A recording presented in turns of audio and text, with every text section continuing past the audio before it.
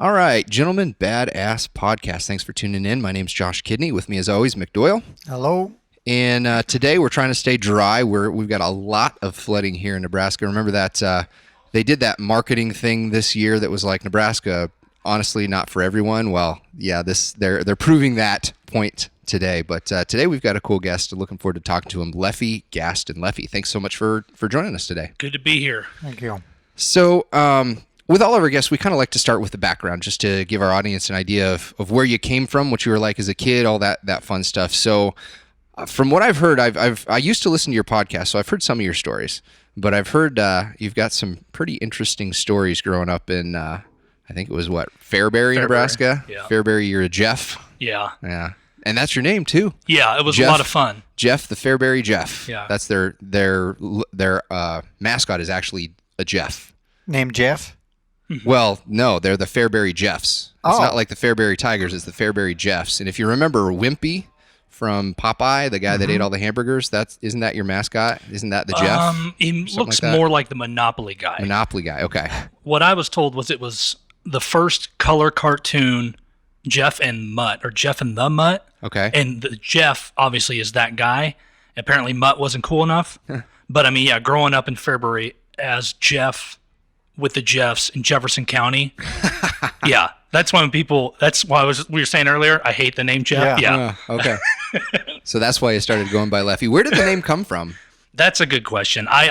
We've tried to narrow it down. It happened when I was a kid, and honestly, I think it was from a lisp.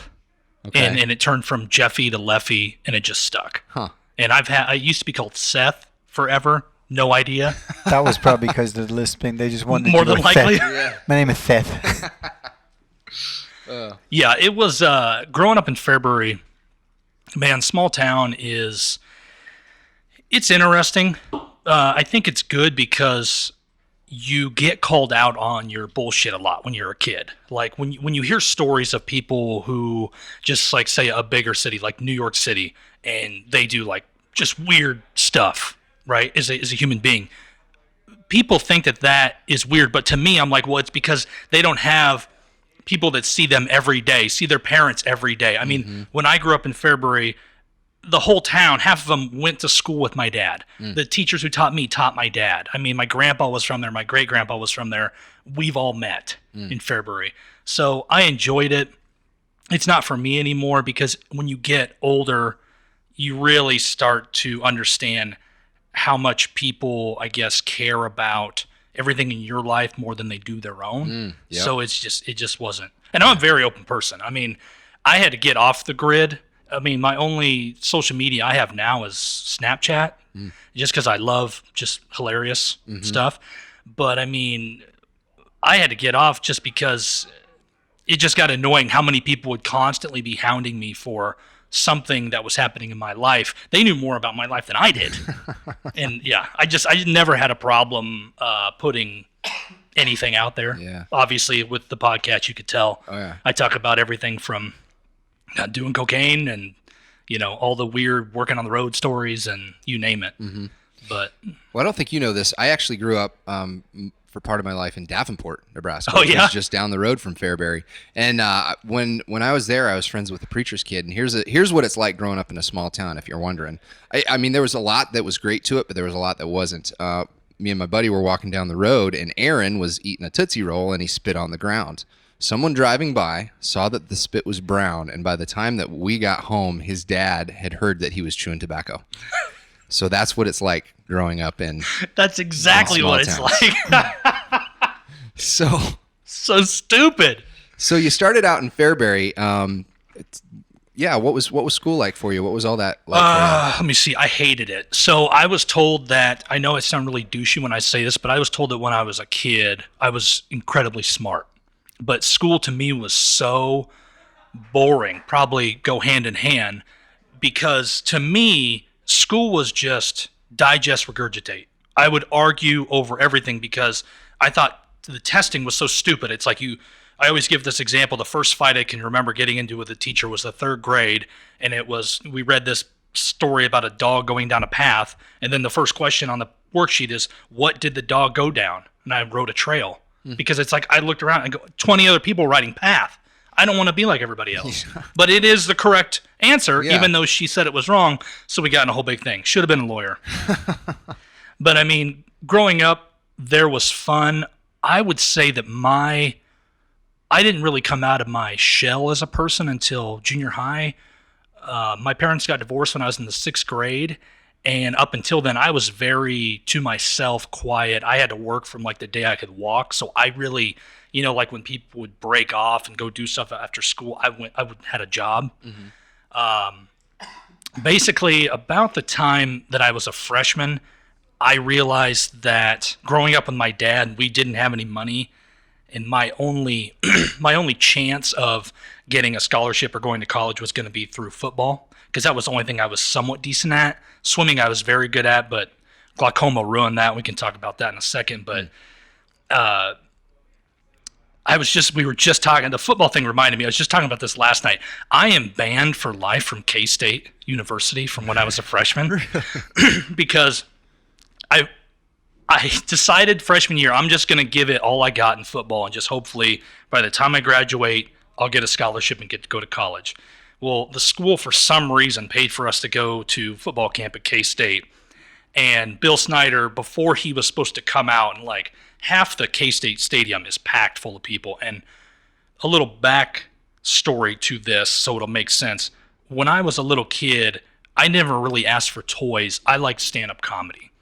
So like for birthdays, I just wanted like Tim Allen stand-up, Jeff Foxworthy, Pryor, all the old and new guys when I was a kid. Back to the K-State thing. So there's like a delay where Bill Snyder was stuck in traffic or something, and it's just like, thousands of kids sitting there doing nothing, and one of the assistants is over the mic like, does anybody want to tell a joke to freshmen and sophomores in high school? And like the first 3 or 4 kids get up there, and I'm way at the top because I didn't want to be there at all, really. And the first 3 or 4, like I said, terrible. And I'm just like sitting there like, these guys are so fucking bad. They're so bad. Like to myself, well, everybody else is like, well, just go down there and tell a joke then. So of course, they're like, anybody else? And like from way up, you hear like, I got one. So I go all the way down there and tell this joke about how basically this guy goes into a bar, and because he gets back from a stint in the Navy, and he has sex with this chick, and she's Spanish. She doesn't understand English, or he doesn't understand Spanish, and he's basically fucking her in her ass, and he doesn't realize it. And when he thinks she's saying like, do me harder, she's saying like, you're in my asshole, like get out. So just as I say the punchline, I turn around and like the place, it kills. I mean, people are falling over at this joke. As soon as I turn around, there's Bill Snyder right behind me, head coach of K-State. And I mean, I remember when we left to get on the buses, they told me, it was just like a movie. Like I'm stepping on the bus and just feel like this hand on my shoulder. And they're like, step back here for a second. As of tomorrow, you will go home. You are officially banned from this university. Even if you were good, you will never play for this university. Don't even bother applying. You will never be allowed in. Wow. Yeah, it was just like, apparently Bill didn't like the joke. I know, that's like your first mic drop experience. Yeah. Boom. Here you go, Bill. Thank you. In front of all Good those night. people. Yeah. You got to follow that now? I'm banning this kid. Yeah. The football thing didn't even work out because I finally got, like, my whole life is this weird roller coaster where it's like, as soon as I get to a peak, it's like the deepest valley you can be pulled down into. And my sophomore year, I had made what I had been working for, and I just couldn't walk. Like, it hurt so bad to walk. And I finally went to the doctor, and not a surprise, like, my dad was the type of, if you can't see the bone, we don't go to the doctor. And looking back, it was so stupid because he had like the best health care with his union job. Why didn't we go to the doctor more often? But I went, and my tailbone was destroyed. It looked like somebody put dynamite against it and it just exploded. And they basically told me at that point, you could either quit or continue to play, but if you get hit in the lower back, you're probably never going to be able to walk again. And I'm like, we're not even that good of a football team. So I quit. Well, it worked out good because 2 weeks later, our school has a dance, and the DJ there, it sucked so bad. It was like an hour straight of rap, an hour straight of country, and it's like no mixing of it. And I grew up, we had audio equipment everywhere. Like, my dad was an electronics nerd, so I could wire everything. I had huge speakers in my room. We had speakers in every ceiling of our house. And I went in and told the teacher, whoever who ran it, the student council person, I said, I can do this better with my own equipment. And she was like, well, then do it. So I did it. I started a DJ company, and then I did that for like 10 years. I mean, I DJ'd, oh God, all over Nebraska, all over Kansas. Because my first couple gigs, I had to drive there illegally because I was only 15. Wow. Yeah. So it was you're quite a ride. Kind of an entrepreneur from the beginning then. Yeah, I loved, looking back, I loved the leadership stuff. Any leadership camp, group, I was in it. You know, no matter where I worked, I was always a manager. My dad was like the type that worked 3 jobs all the time. And one time he took a part-time job where I worked, and it was weird to be my dad's boss when I was 16. That was a weird one for me. Yeah, I loved it. And, you know, I was booking shows 2 years out. One of the weirdest ones I ever had, I heard you talking about, like Irish music on one of your episodes.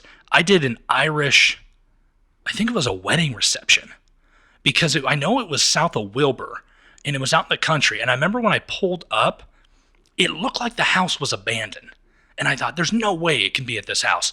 And you know how you have like the storm door, and it's kind of like those old aluminum ones with the 2 windows? Well, the bottom one was missing. And this dude stuck out from underneath of it, like stuck his whole body out. No shirt, fat as fuck. And he's like, are you here to DJ? I'm like, yeah, am I in the right place? And he's like, oh yeah, just set up over there, I'll get you a table. So I set up, and that was when I learned how long Irish songs were. Oh, yeah. I was used to like 3-4 minute rap songs, and I'm looking at my CD players like, there's no way this thing could be 12 minutes long. Try singing them. Oh my God. That's why when you talked about that, I was like, I can't imagine playing those songs live. I'd be so exhausted. Yeah. And, you know, they're all, most of the ballads are all about lost love. Somebody dies inevitably in the song, but it takes about 40 verses for him to die. So it's usually a really long, drawn out death. But yeah, they're awful. You know, you're talking about small town and having like 3 jobs and being an entrepreneur. You said a small town isn't for everybody. Do you think if you'd have grown up in a bigger city, you'd have that kind of work ethic or that kind of drive? No question, because it's kind of like growing up with my dad. He was just a great role model, and you are what you're raised around. So like my dad's schedule was, he would get up at like 3:30 in the morning, load semi trucks, the Fairbury brand hot dogs. He would load those till I think 7:30 in the morning, and then he'd come wake us up for school. He'd go to work his job at the city. Back then he was a garbage man. From 8 to 5. And then at night, he would either work at the liquor store or drive 18-wheelers hauling milk or roofing. Oh, my God, I hated roofing with him. And then what was the other one? Mowing. A lot of mowing. So for that to me was normal. Like, it was as if you didn't have 2 jobs as a kid, you were considered lazy in my house. So by the time that I got out of high school, I had so much work experience, I was just blowing by people. I mean, looking back, I don't even know I went to SEC Lincoln and Milford, one certificate, one's a degree. I remember looking back like, why did I even do that? I had so much work experience. I should have just went to the oil fields instead of paid for a degree to go there. But yeah, I mean, in a larger city, I think it's more difficult to have those kinds of jobs. Well, I think some of it too is that, you know, rural life can be hard. Yes. You know, and I think that, you know, one of the common themes that keeps coming up in our podcast with guests is that hardship doesn't break you. It typically makes you. Yeah. Shapes you, yeah. Yeah. So, I was just kind of interested to find out if that was the case. Yeah, that was kind of the crazy thing about the DJing life was, you know, when I started that, it was my sophomore year. Like I said, it's just before I turned 16. I was scooping horse shit before school, I cleaned out, I think it was like 22 horse stalls for these show horses. And then after school, I would work at the grocery store, or I'd go back to the farm, clean them all out again, and then go work at the grocery store till like 10, 11 at night. But then when I started DJing, I go from making $50 a week working every night at the grocery store to $100+ an hour DJing. So I'm pulling in $1,000, $1,500 a weekend as a 16-year-old kid who has no money. Like with my dad, it was like if you told him you wanted something, he's like, well, figure out a way to get it because I'm not going to buy it. Yeah. So yeah, I mean, it was incredible. And you go from scooping horse crap in the morning to DJing at Friday night. Hauling DJ equipment doesn't seem so bad. No. Yeah. You don't smell ammonia all the time. We've heard that before too, especially crap related jobs. Literally, yeah. So that's the key to it. Then, if you want to be successful in life, at some point you have to shovel shit. Yep. For a period of time. Yeah, small town. I wanted to go to scout camp, and my folks didn't have the money, so I worked for a farmer for $3 an hour, scooping out his horse barn. And that sent me, I never actually saw that money. He just paid for me to go to scout camp. And that was the first of many. I had a paper route. Like I was driving, like in the winter when it was cold, I was driving my parents' car around my paper route when I was 13 years old. And then, even before that, I was selling cards, gifts, and gifts wrap from Olympia Sales Club. The back of Boys Life magazine, they had these things that you could sell it, and you got $2 per item that you could sell. So I'd walk around door to door, sell these things, and basically it would be like, ooh, I see that leather jacket that I want. I'm going to go sell cards, gifts, and gift wrap until I have enough. So yeah, we were pretty poor growing up in Ireland, and same thing. If you wanted something, you had to get a job. But typically, you had to get a job in order to help the family. So any money that you got, you would typically give to your mom, Right. and then she would either give you some back, or there wouldn't be enough, to go back. So I'm pretty sure that every kid of my generation in Ireland still believes that their communion, their confirmation money, and the first probably 4 or 5 jobs money that they ever made is in some mystery credit union in Dublin, but pretty sure that's not the case. It's probably in a pub. Yeah. So you mentioned your brief stint with comedy at K-State and loving comedy, but you went on to do that more, didn't you? Didn't you actually have like a little career as a stand-up comic as well? Yeah, that was rough because so there's always a story for the story for some reason. But so about the time again that I was about 15, the glaucoma played a big part in that because I was born with glaucoma in both eyes, and by the time that I had gotten to be a senior in high school, they told me that within a year of graduating, I was going to be 100% blind. And I was supposed to go to school to be an electrician. And you're obviously not going to make a lot of money being a blind electrician or last long. Yeah. So with the comedy thing, it kind of came down to like, what do I actually want to do that now it doesn't matter if I'm blind or not. I can always talk if I'm blind. So my whole goal after high school was to move to California and just start at the improvs or start wherever I could and become a stand-up comic. At the last second, I bailed because I was paying so much money out of my pocket in high school even for eye drops, like we haven't hit surgeries then, that happened right after, just all the visits and everything. I mean, I was buried. People talk about, when I got out of college, I was buried by student loan debt. I was buried by medical debt before I even got to go and like to start my life. So I backed out of that and went to college. I didn't want to go to college at all. So then it got down to the point of, we can talk about that in a second. But basically what happened with the stand-up thing was when I got out of college at Milford in 2009, I traveled so much that every time I was in a town for a while, I would try and do it there. And it's like I was in competitions and all kinds of stuff, and I was doing great. But then it was like just about the time you gain a little traction, got to go again. And that career just ruined it. Yeah. Gotcha. So, I mean, kind of back to that portion of my life, I was still trying to decide like what skills would I want to actually do or learn before I lose my eyesight? Because to me, I was just like the clock was just ticking this year down, And my dad always drove semis. I was obsessed with them when I was a kid, still am. And I went to truck driving school when I was 19, and that was like 3 months. It wasn't too bad. It was like 5 hours a day. And looking back, they called me 4-day Gaston there because if you missed 4 days, you automatically flunked the course and you had to start over. And like within the first month, I had missed 3. So in the first 3, it wasn't because I was sick. It was because I was hungover and stupid. And then I actually did get sick, and I was like just terrible, feeling like shit because I'm like, I can't miss the 4th day. And it was like this winter. It was so cold. I remember this stupid idiot that was in my class.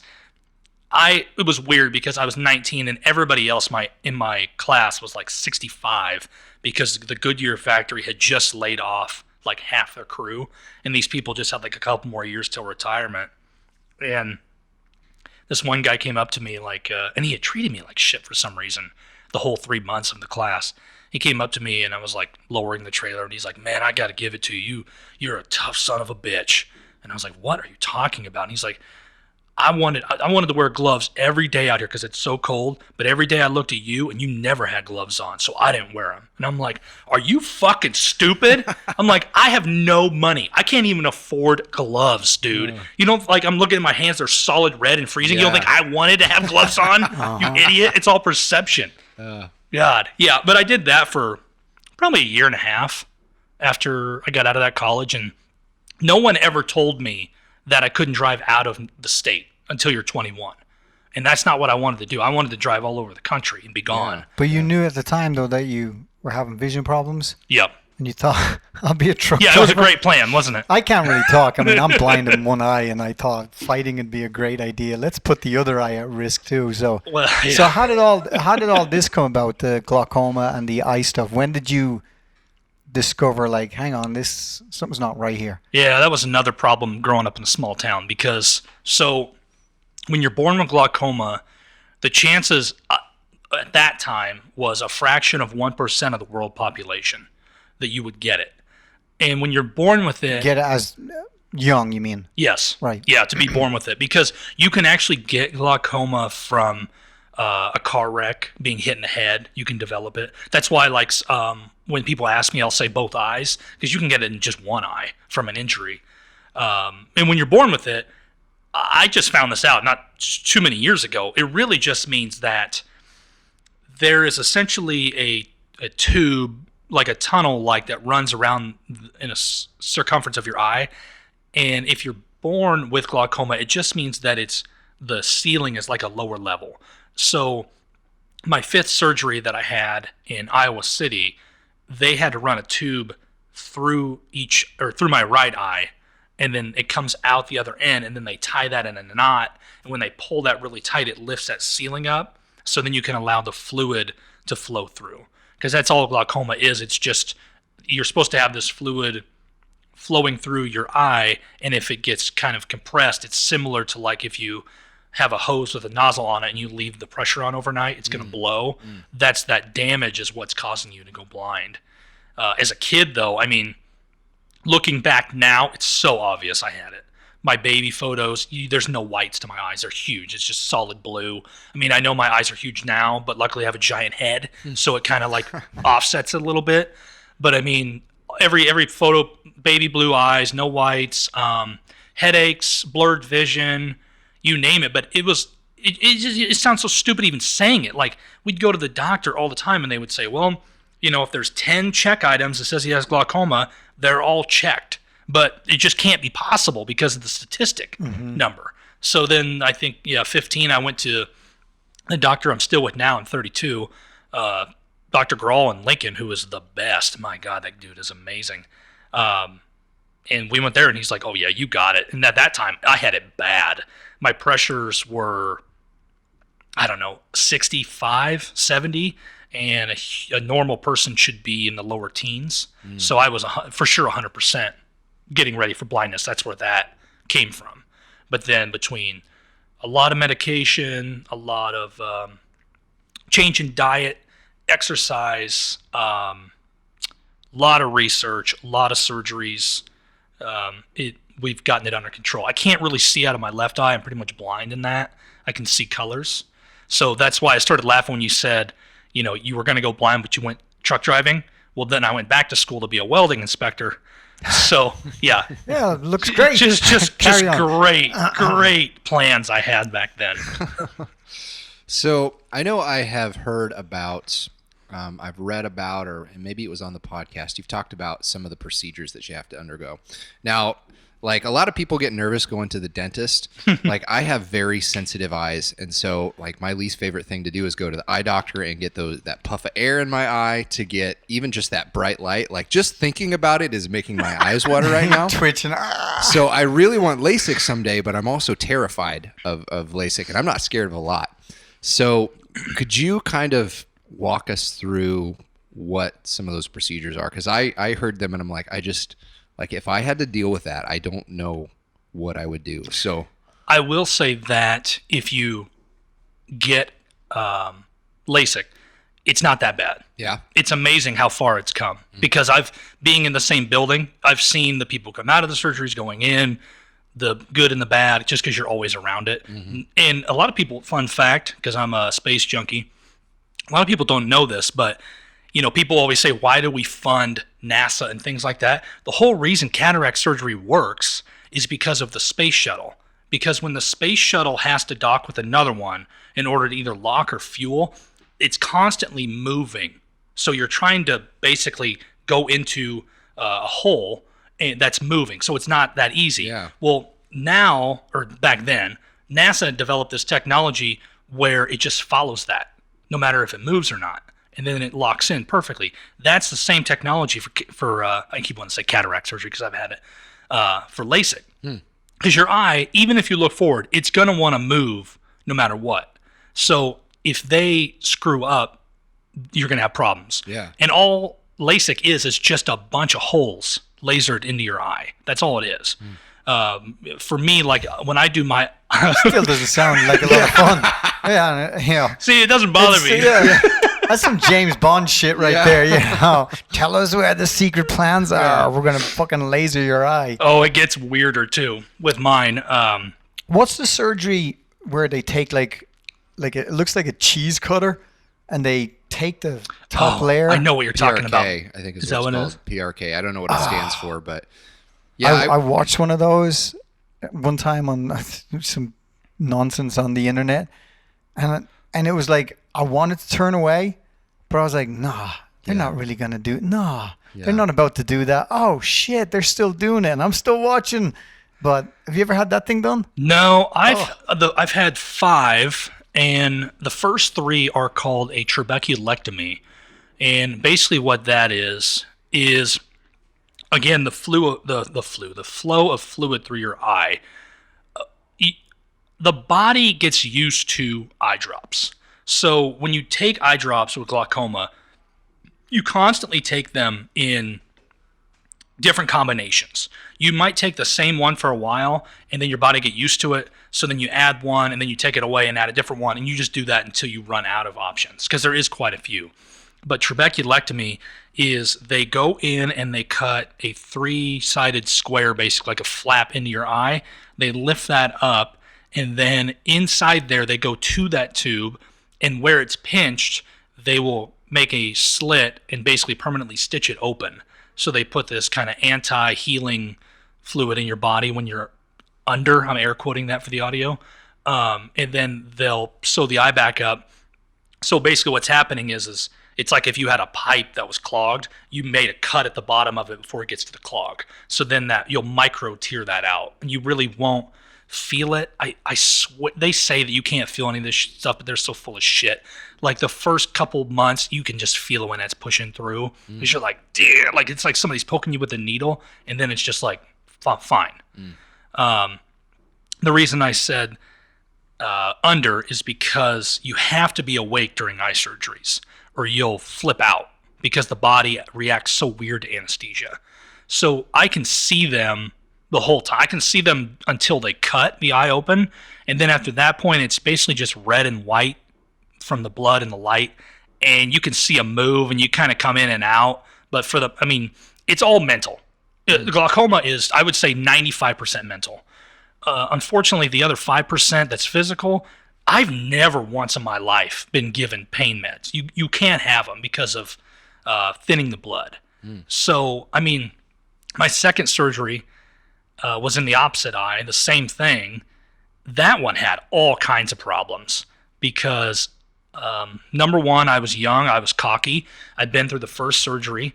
I came out of that one like, I know what to do, get out of my way, I'm good, no problem. I should have just went home and rested, and I didn't. I went to work and just treated it like it was just another day. When they stitched that open, they put 3 stitches in there. So if it isn't doing what they want it to do flow-wise, they can open it up with a laser. And I guess like different colored lasers do different things. So like red is heat. So you stick your head in this thing and they will shoot. I mean, talking like faster than you can snap. And it will heat that stitch up and it'll explode and then it'll open it up more. I've had to do that quite a few times. And that second surgery failed. I had to have a third one. Your eye is divided in quadrants, and you can do a surgery in the top 2. They don't mess with the bottom half. I'm not sure why. The ironic part of how the second surgery failed was because I turned everything in my life good. I was meal prepping. I was powerlifting. I was I mean, I drink a lot now, and I used to drink shit tons. So at that point in my life, for me to basically cut out all drinking was a miracle. And I guess I just woke up one day, and it's hard to describe, but there's an acronym that they tell you, and it's like pain, redness, or something. If those things are happening, call the doctor. I didn't have any of that. I just woke up one morning and looked in the mirror looked out of my eye, and my eyesight looked like the mirror does when you get out of a shower. Like you can see yourself, but you can't. So I just called, left a voicemail because I went to work really early back then. And I remember this is the only time my doctor's ever talked to me on the phone in my life. He called me, and I was like, what, Dr. Carl? Like, what? And he said, you need to get to Lincoln right now. And when I got up there, he said, yeah, it's failed. Walked me to next door, and we did a third surgery. So, and that one was a bitch too, because with eyes, eyes heal quicker than most parts of the body. So you can't have them heal too fast. That's a problem. So the only way to slow down the healing is to get shots in your eyes. And that is intimidating. Again, mental. Because they don't say, hey, we're going to give you a shot in the eye. They just go like, oh, he needs a F138. And okay, F138, okay. And they go out and you're like, what the hell? And then they put a numbing eye drop in your eye. And then you have to look up. And then they come in from the bottom. And then they shove it in there. Like and through the eyelid? No, okay, they'll pull it back. Gotcha. Yeah. Right in the eyeball. Straight in the eye. You can feel it go in the center. Fuck that. Yeah. And I mean, I know I said numbing eye drop, but that's only good the first time. Yeah. Because I was getting them like once a week for a long time. I mean, every time they do it, it's quicker because they know you by first name. We got to get them out of here. We got all these old people. Yeah, because most people in there are 40 years older than I am. Was there any point where you were thinking a golden retriever and a stick sounds okay Yes. right about now? Yes. I actually pissed my mom off the first time that we went up to Dr. Grawl, and he looked at everything and said, yeah, you have glaucoma. Here's kind of what's going on. I was too young and stupid to even know the long-term problems it was going to bring. And it was quiet. My dad's crying. My mom's crying. I'm like, well, I guess I better learn how to play the piano. My mom's like, why the fuck would you want to learn how to play the piano? I'm like, because that's all blind people do, right? Yeah. They just play the piano. And she's like, you don't joke about that, Jeffrey, god damn it. She was so mad at that joke. But I mean, that's the only way that I've ever gotten through all this. You just have to joke. I mean, like, it's like the weather. I mean, I can look at the weather outside. It's windy. It's red. What can I do about it? Yeah. Right? I can either not come up here or just deal with it. And that's how, I mean, for me, it's just, I just joke about everything because you just have to deal with it, I guess. Yeah. It's like, not to keep rambling on about the mental, but I mean, it's like, after all the stuff that I've been through just with glaucoma, not much bothers me at this point. Like, we just had a couch delivered yesterday from Nebraska Furniture Mart. Within 40 minutes, our dog chewed a giant hole in it. My wife is not happy. Me, I'm like, it's just a couch. It's not the end of the world. We can get it fixed. And we even got the goddamn insurance that covers dog chewing on it. I mean, what could be worse? I mean, I don't get it. So you just get used to it. Just get used to all this stuff. So long term, what's the prognosis for your eyes? Are you going to just have to keep trying to stay ahead of it? Hope technology gets even better and better? Because I mean, a lot of the procedures you're having now, 25, 30 years ago, yeah, they'd have sent you on your way. Yeah, if I was my dad's, like if my dad would have had glaucoma, he would be blind for sure. Like before he was 20. The technology that we have now is what's keeping me going. The surgery I had in Iowa City with the tube through the eye, that was only like 5 years old, and that was only for infants. I just barely made it, and even during the surgery, I had so much scar tissue in my eye, the tube barely made it through, that they almost had to cancel it.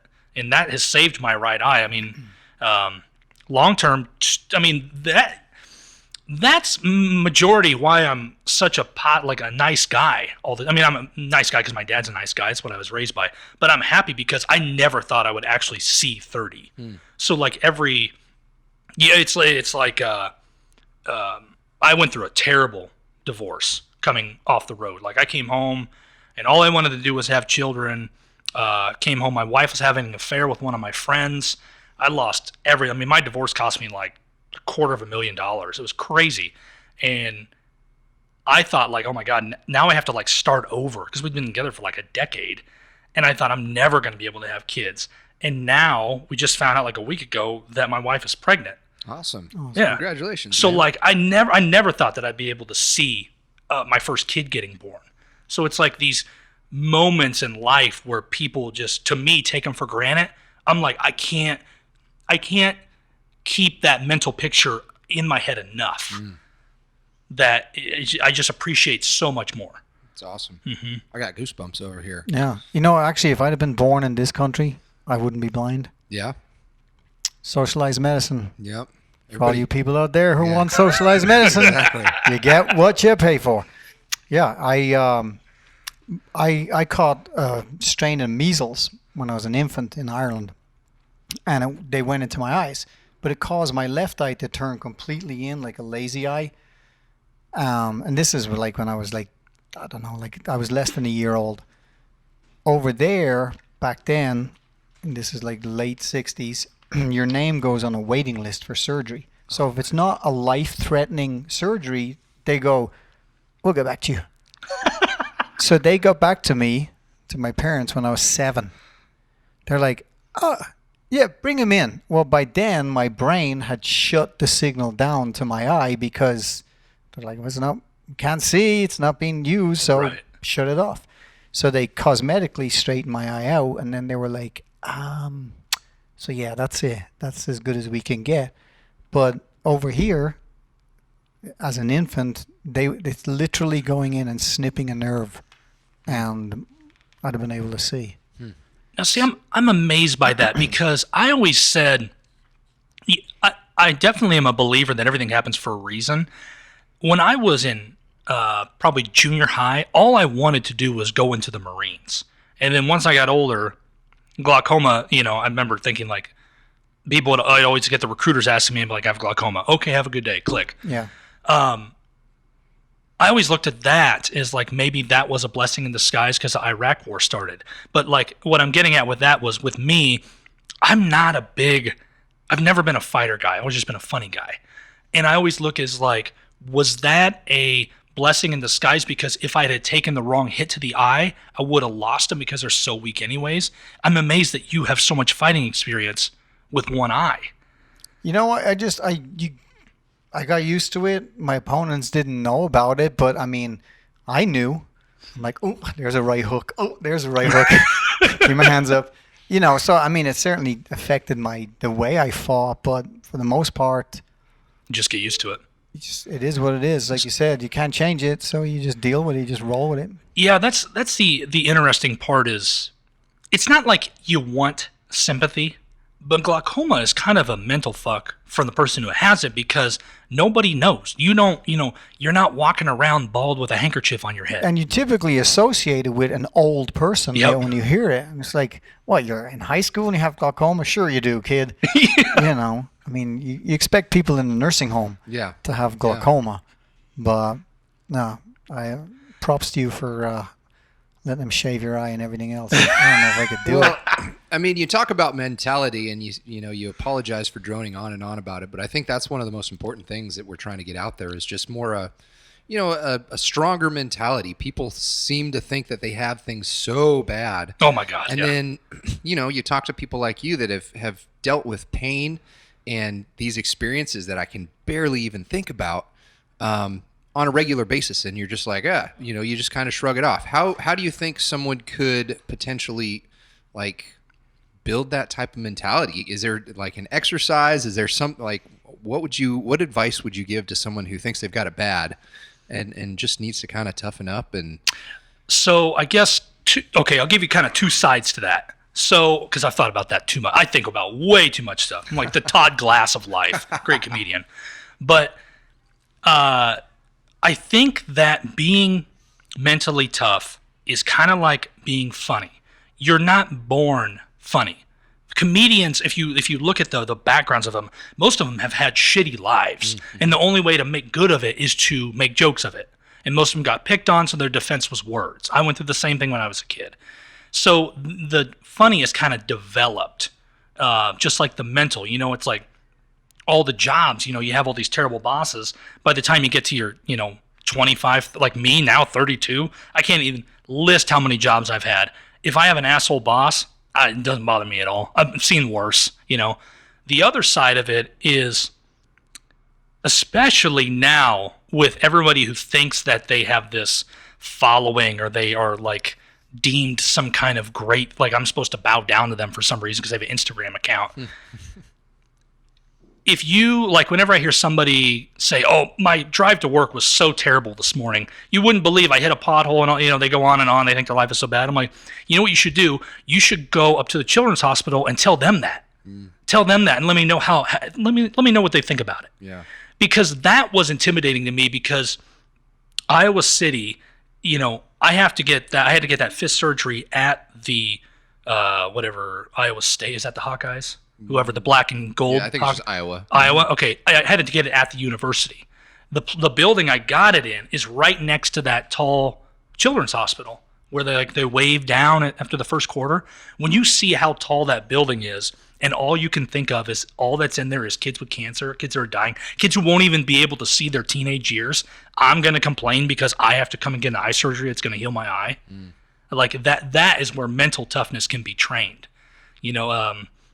It's very similar to, I guess, when a soldier comes back. I mean, what would bother a soldier who comes back from a war in America?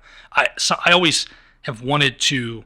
There's just not enough of them left, but I've always wanted to write a book to kind of really get an understanding. I feel that other than what we took back from Operation Paperclip and things like that from World War II, if you survived those beaches and that crazy war, and then you come back and you get some money and you can start a business, what the fuck would bother you in business?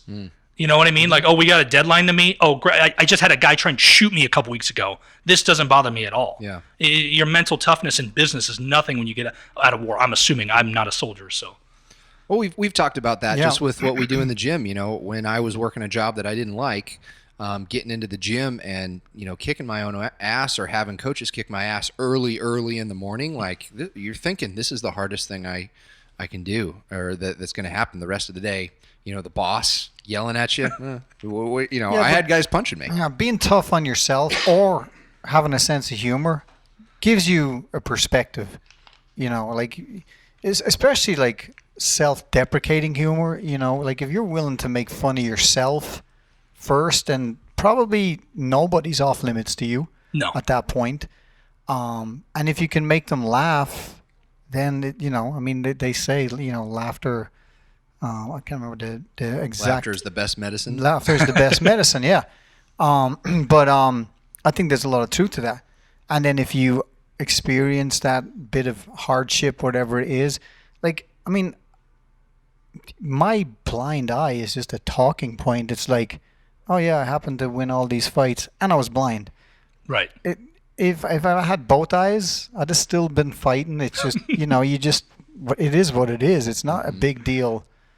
It's not a big deal to me. And I think, you're right. If we'd have talked to like the generations, the greatest generation, they'd be pretty fucking disgusted at most kids these days. It's like, man, I was in a war at 17, 18. I mean, I even look, we're doing this family genealogy thing right now. And my aunt just got my dad's discharge papers. My dad served in the Royal Air Force, which growing up in Dublin was kind of a no-no to kind of go to the enemy, so to speak. And we got his discharge papers. His date of birth is wrong. And my mom goes, no. He lied to get a job in the Air Force. I was like, what? Oh, yeah, he was 14.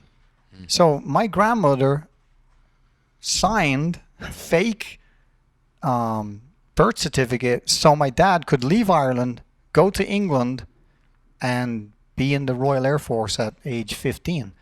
And I'm looking at my own kids or kids in the gym going, yeah, there's no way you do that. Yeah. There's no way you do that. Like, I don't know. It's just, it seems like as we get further away from the greatest generation, it doesn't look real good. Yeah. The future doesn't look great because they whine and bitch about the slightest little inconvenience or whatever. Like, they just don't know hardship yet. Yeah. No. Yeah. No, and just like not to sound like a motivational speaker, but like you said, the gym, the example I give to a lot of people is you look at a bodybuilder, anybody who works out in the gym, how do they get better? Stress. You're stressing the shit out of your muscles all the time and then rebuilding from destroying them. That's a mental. That's life. Like I got bullied over every day after day after day after day as a kid. I hated going to the bathroom in the second grade because to me that hallway seemed like a mile because I thought somebody's going to make fun of me. Somebody's going to do something to me. It never failed. Once I learned my words, I was destroying motherfuckers. I couldn't believe it. The first time I made somebody cry with like put downs, I'm like, what? You could kill me right now. You could literally murder me with one hit, and I'm making you cry with words. That's when I was like, okay, I need every comedy That's the power. Yeah, yeah. That's great. Yeah, and I think there's, like, I definitely appreciate people going through very, very difficult times. That's not to say that if you don't have a major disability or a problem that your problems are invalid. I've had clients, they're going through hard times in their personal life in the gym. And they're like, well, yeah, but there's starving kids in Africa and there's this and this. And yeah, you're right. And that's good to have that perspective, but your problems are valid, right? And you need to deal with them. You need to figure out, you need to fix that and then, figure out how to, make it better down the road. So, so you talked about, we went through comedy, we went through some career stuff, and you're writing now. Yeah. Tell us a little bit about your writing. My first episode of the podcast was with a guy named Doug DeWeese, and his whole life, he was a mechanic, welder, military, you name it. And then to me, he tells me on my podcast that his favorite thing to do is to write. But he's always kind of been ashamed of it because he's always worked like these, manly jobs, and writers are queers in that industry, right? Like that's what you would be known as. And we really became like best friends over that because I, my whole life, had secretly written jokes, stories, you name it, in journals just to get it out. And I had pages and pages, and then through like moving and traveling, I would just lose them. But to me, I didn't care because I'm like, well, you just write more, And then my mom published a children's book. I don't know what it's called. My mom's Peggy Galloway, and then my brother's Mike Gaston. He wrote, or I guess he was the first one. He wrote a How to Become Debt Free book. So I'm thinking like, why can't I just write this stuff into a book? So I've been working on story, and to me, I like graphic stuff. I like writing about death and sex and drugs and all that crazy stuff. I like science fiction and horrific stuff because I think that I'm always funny on the outside, that none of that gets to escape anywhere else. So that's the outlet. And as I see like people like Jordan Peele from Key and Peele Show directing or writing or all that stuff that he's doing with these like Get Out and then I think it's Us, whatever the next scary one is. Yeah. I'm like, why can't I do that? Why can't I write these horrific things? Because I know I'm good at it. So in your first thing, you always start with what you know. So this first book it's called Death by Affair, and it's about a welder from Oklahoma who comes home. His wife is having an affair. He loses his dog in a very, very traumatic way, attempts suicide. Through suicide, finds out that an evil spirit's been guiding him through life the whole time. In order to kind of, everything lines up through his life, he realizes he now has the tools and skills to kill his ex-wife and the person she was sleeping with. So, and I like writing things where everything is a clue, and then at the end you're like, what the fuck? Like it all comes to, I just love that stuff for some reason. So me too. That's some of my favorite. I don't know where it'll go. I mean, it's like everybody that I've kind of mentioned it to is like, here's what, you should do money-wise. I'm like, I don't really care about the money. I mean, it sounds weird. I've had enough careers where I've made a lot of money. I feel like now with my job, I feel like I'm retired because everything's so easy to me. And I've worked so long. I'm like, oh, wow, I get to have like a normal life. Like I can have hobbies and go home on the weekend and do things that everyone's been doing that I haven't been able to. So to me, it's like I'm going to write it and put it out. And, if one person enjoys it, great. I'm just going to continue to write. I already have the next two lined up. That's awesome. They're just old ideas that I never did anything with. So just a matter of writing it. And it's nice because I like to smoke cigars. So it's an excuse to go to the cigar bar in the wintertime. It's like, babe, I got to go down and write. I like to write with a cigar. Yeah. That's awesome. Yeah. I've done a little writing myself, and it's a good attitude to have because then you can actually enjoy the process. I went through a whole experience where I had to put together like a business proposal because there was an agent that was interested in my work. Man, I stressed about this thing. It took me 3 weeks to put together this business proposal for the book. And I made it perfect. And then I sent it off, and I got an email an hour later saying, yeah, we're not interested anymore. And so I was like, you know what? That's not how I'm going to approach my writing anymore. I'm not interested in someone saying that, yeah, this is good. And it probably wasn't that it wasn't good or bad or whatever. It just wasn't something they were interested in marketing. But I like writing and I like stories. And so I'm going to write those stories and I'm going to put them out there. But sorry, go ahead. No, I was going to ask about your podcast and you're talking about words, but I'm going to cut you off. When you talk about that, like them saying, no, we're not interested. All these corporations to me are such fucking pussies. It's unbelievable. The downfall is so obvious. All these companies, I know this is like a weird tangent, but all these companies who keep going under, they all say, oh, it's the millennials that are driving us under. No, it's not. It's all greed. It's because you're paying your CEO and your board members astronomical amounts. When you have CEOs in America that are making 199 times their workers, you can't see you know how hard it is to make a payroll when you're paying a guy $1.5 million a month? That's a lot of cheese you got to sell every month. It's no wonder all these companies are going under.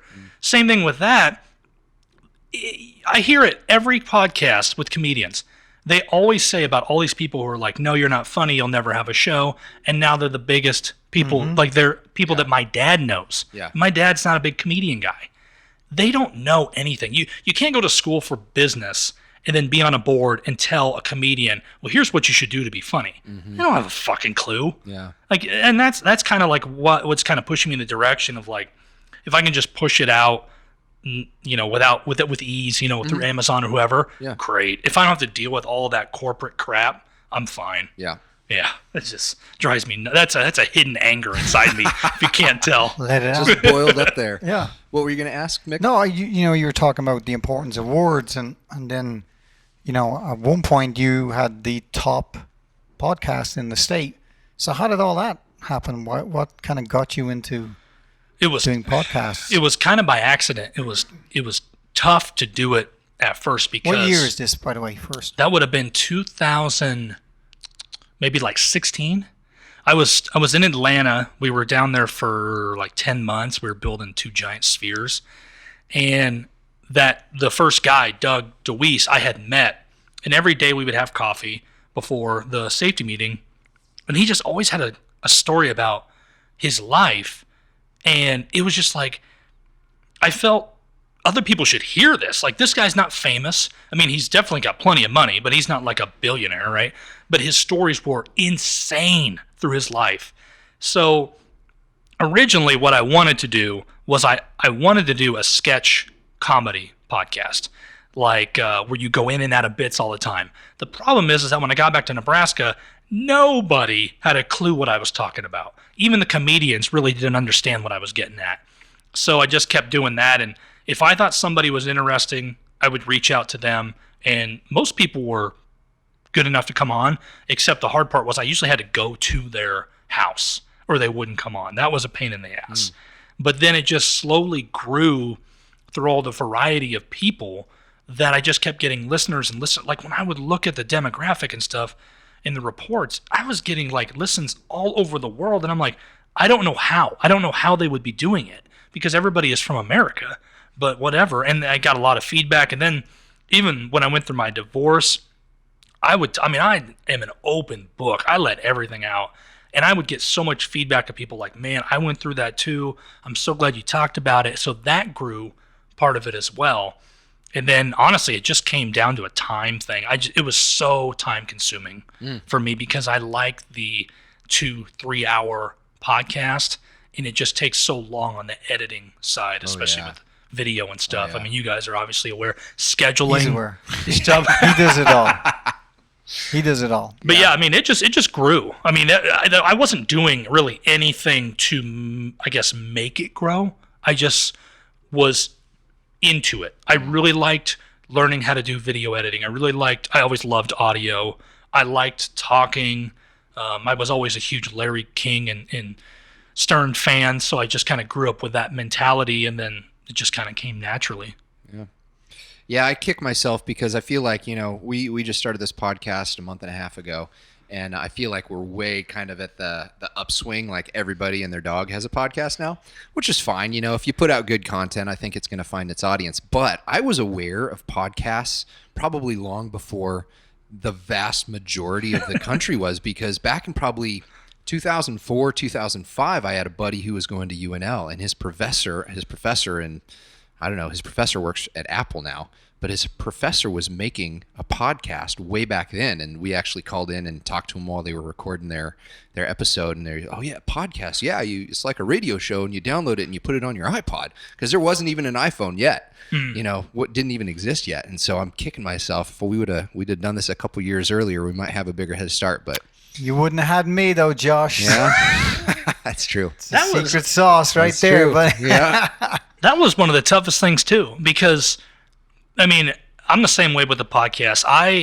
When I was working in a manufacturing place, I was at a desk most of the day, and I remember I was trying to YouTube when Joe Rogan got on stage with Carlos Mencia to basically say, quit stealing people's jokes. And then all of a sudden it was like, you may like this. And it was like episode 3 with Tom Segura, I don't know, of his podcast. And it was back when they were on their couch with Red Band and stuff. Yeah. And I was like, what is this?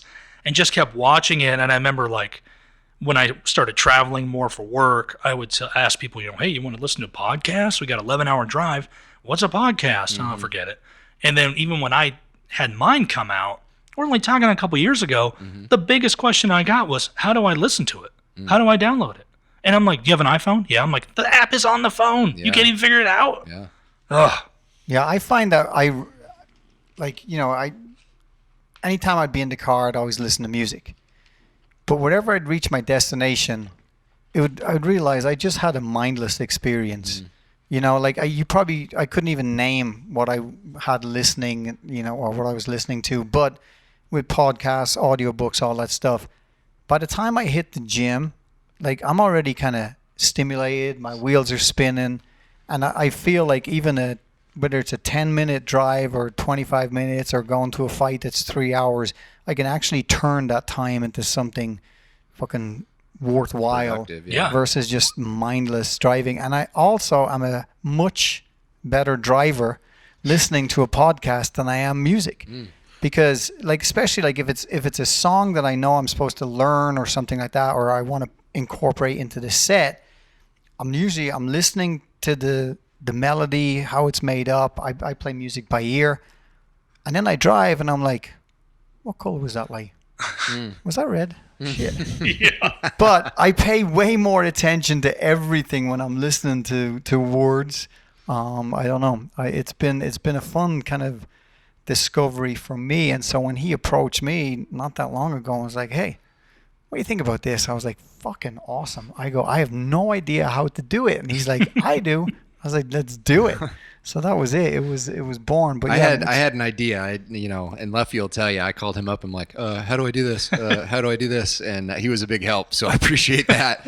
Yeah, we've got the workflow down to where, it still takes a lot of work to put this thing out, but Yeah. it's worth it. We learn, hopefully our audience is learning. And I think, we're helping get the word out about, cool people and cool things. So Yeah, see that's what I love about podcast is the learning part. exactly. I mean, even if I'm listening to, something stupid like a comedian podcast where they're in bits, there's still usually a guest. You still understand. They'll talk about stuff at some point.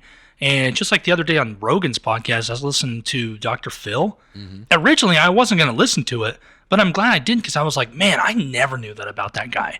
In the way that he thought, I loved the part where he explained about, they talked about like Jesse Smollett, but they were talking about how to, oh, damn it, what's the word? Like when police have you in a room and they're trying to get the truth out of you. What's that? Interrogation, how people will lie.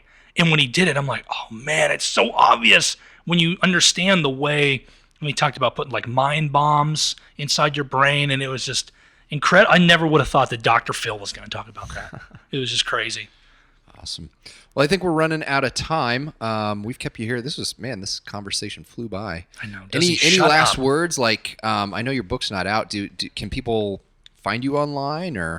Yeah, I mean, you can always add me on Snapchat. It's basically food and dogs, but it's Leffy Gaston, Leffy Gaston. You can always email me. My pen name is LG Wright, so it's all one word.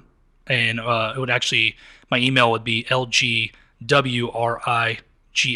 books@gmail. Okay. So feel free. I mean, if you're in a cigar bar in Lincoln, 9 times out of 10, I'm in there. what about your So- YouTube channel?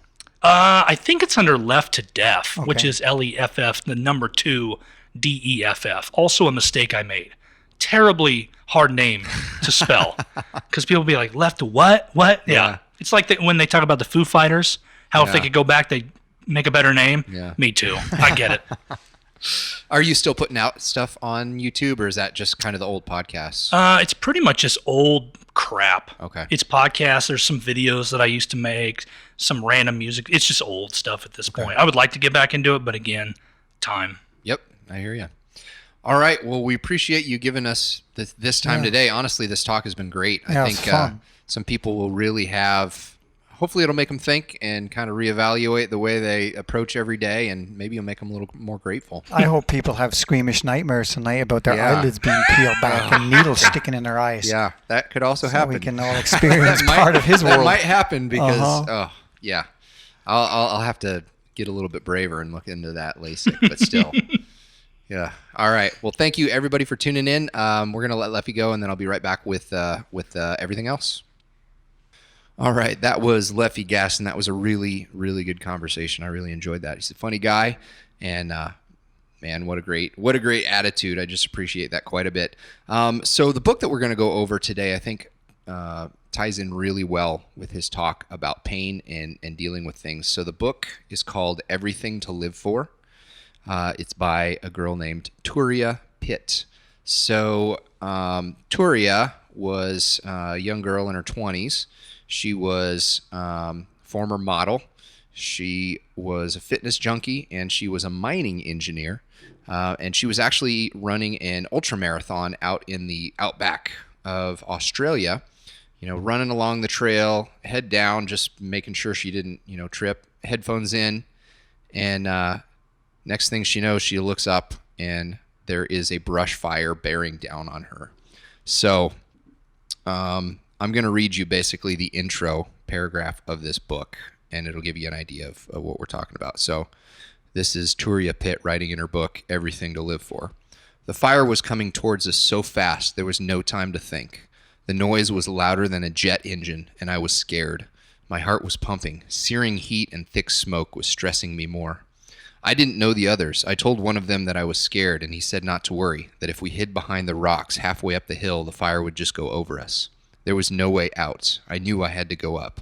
I also knew fire went faster up hills. The rocky escarpment was steep and covered in long, dry grass. I had already run about 23 kilometers, and I was pretty tired, but I made it to the rock ledge with the others, and we stood there for a minute as the fire raged towards us. It all happened very quickly. I dragged a long-sleeved top from my backpack and tried to protect my legs with it as I curled up in a small depression among the rocks. But it just got hotter and hotter and hotter. I couldn't stand it anymore. Terrified, I stood and tried scrambling further up the hill, and that's when the fire swept over me. I fell, and as I put my hands out in front of me, they were on fire. I was screaming. I don't know for how long or how loud. I was screaming with terror and crying with pain. Fuck, is this how I die? At that moment, the person I thought about most was Michael. No, this is not how I die. Then I felt nothing. I don't remember much after that. So basically after that, she suffered burns, full thickness burns, which basically means your skin burns completely off. That's going to be worse than any burn you've probably ever, probably the worst burn I've had in my life was from the tailpipe of a motorcycle. And that wasn't even a full thickness burn by any means. And that thing was so painful for so long. But she had full thickness burns over 70% of her body. Once that happened, it took about 4 hours before rescuers could get to her. And then they basically had to land a helicopter on one skid on the side of a cliff to get her out. Her doctor ended up saying that he'd never seen anyone with burns that bad survive. Basically, her face burned off, everything. She lost, I think, 7 fingers. She had to go through 200 operations, but she came back and she thrived. And, the book is about her story. It tells a little bit about her life beforehand, everything that's gone, that she's gone through. And at this point, many, many years later, she has even come back to complete an Ironman triathlon, which is just amazing. So absolutely check out this book.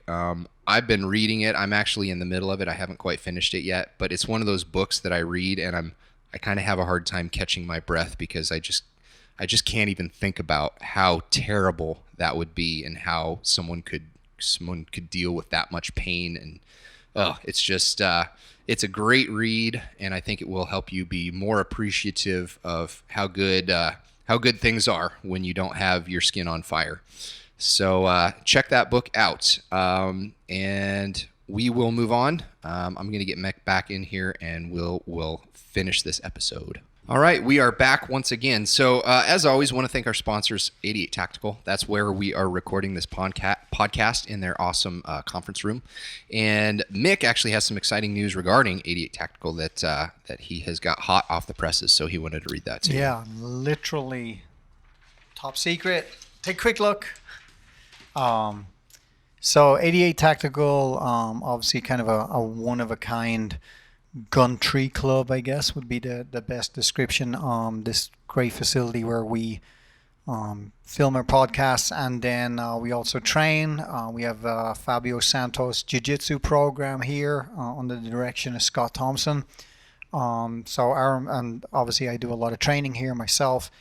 Our involvement is pretty deep with these guys, but we have just been given permission to announce that they are actually going to expand already, which is probably a couple years ahead of schedule. And they are going to put in for their, so I called it a country club.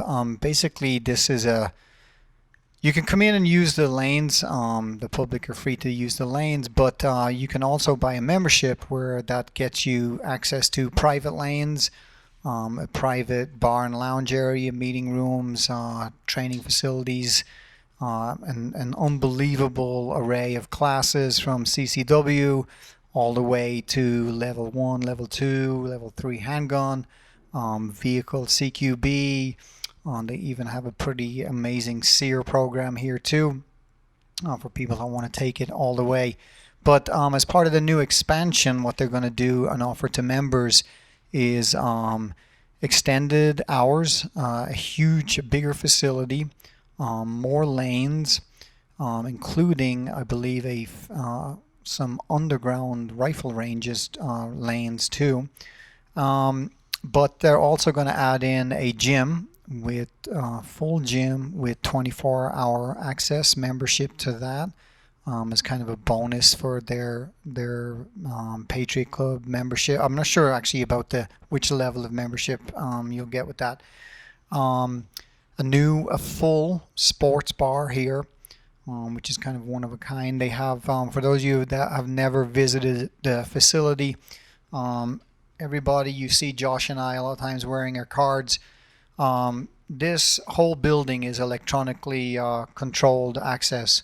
So they really have a neat thing here where if you go onto the range, you do whatever it is you're doing, you're working on, you fire off some rounds, and then you decide nice way to end the evening is to have some food and an adult beverage. Once you enter that Founders Club, your badge is scanned, and then you at that point are electronically locked out from the ranges. So they've already figured out a way to keep the place safe, so people don't do anything stupid.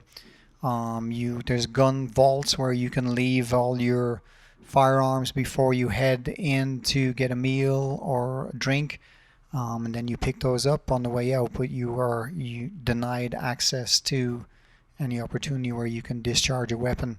So these guys have thought of everything.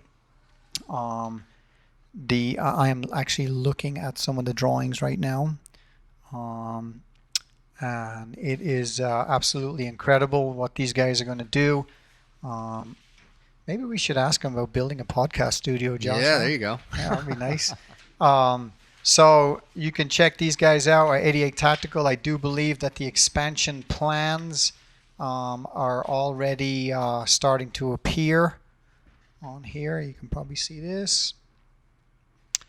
So more ranges, rifle range, and again, they're going to just build a bigger, better, badder facility that encourages the